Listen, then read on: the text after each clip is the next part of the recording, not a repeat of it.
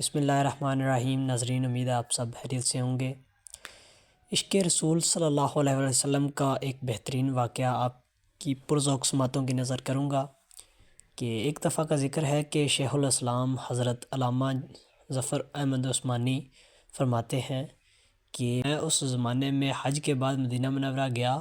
ہم لوگوں نے کھانا کھانے کے بعد دسترخوان کو لے کر ایک ڈھیر پر جاڑ دیا کہ روٹی کے بچے ہوئے ٹکڑے اور ہڈیوں کو جانور کھا جائیں۔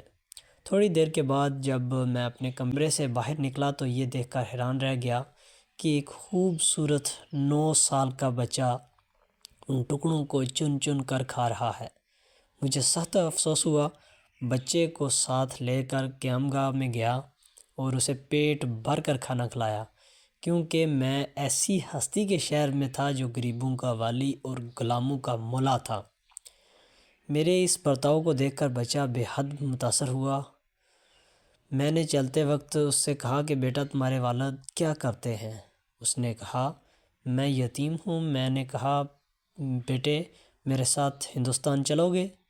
وہاں میں تم کو اچھے اچھے کھانے کھلاؤں گا، عمدہ عمدہ کپڑے پہناؤں گا اور مدرسے میں تعلیم دلاؤں گا۔ جب تم عالم فاضل ہو جاؤ گے تو میں خود تم کو یہاں لے کر آؤں گا اور تمہیں تمہاری والدہ کے سپرد کر دوں گا۔ تم جاؤ اپنی والدہ سے اجازت لے آؤ۔ لڑکا بہت خوش ہوا اور اچھلتا کودتا اپنی والدہ کے پاس پہنچ گیا۔ وہ بیچاری بیوہ دوسرے بچوں کے اخراجات سے پہلے ہی پریشان تھی۔ اس نے فوراً اجازت دے دی۔ بچہ فوراً آیا اور مولانا کو بتایا کہ میں آپ کے ساتھ جانے کے لیے تیار ہوں، میری ماں نے اجازت دے دی ہے۔ پھر پوچھنے لگا کہ آپ کے شہر میں چنے ملتے ہیں؟ مولانا عثمانی نے بتایا یہ ساری چیزیں وافر مقدار میں تمہیں ملیں گی۔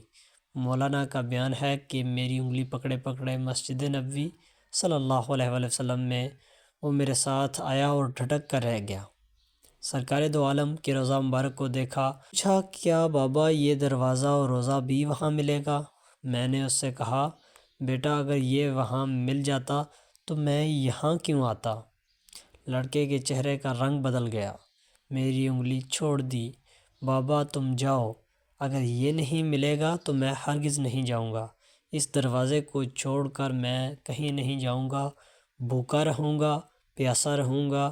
اس دروازہ کو دیکھ کر میں اپنی بھوک اور پیاس بجھاتا رہوں گا، جس طرح آج تک بجھاتا رہا ہوں۔